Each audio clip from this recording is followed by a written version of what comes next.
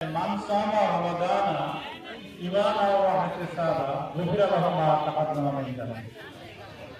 যারা রমজানের রোজা আত্মসমর্পণা সহ রাখে তাদের অতীত সকল গুনাহ মাফ করা হবে।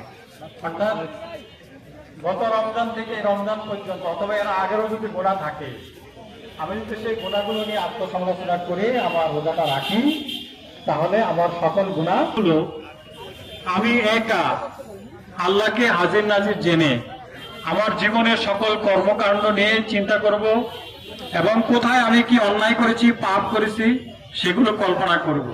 যদি আমার দ্বারা কোনো অন্যায় হয়ে থাকে, ভুল হয়ে থাকে, সেটা আমি কাউন্ট করে হিসাব করে মহান রব্বুল আলামিনের নিকট আমার এই অন্যায়কে স্বীকার করব যে আল্লাহ আমি বড় অপরাধ করে ফেলেছি, অন্যায় করে ফেলেছি, এটা স্বীকার করব। 2 নম্বর হলো মহান রব্বুল আলামিনের দরবারে এই ওয়াদা করব যে আল্লাহ এই অপরাধ আমি আর কখনো করব না, ওয়াদা করা আল্লাহর কাছে। 3 নম্বর হলো যে এবার আল্লাহর কাছে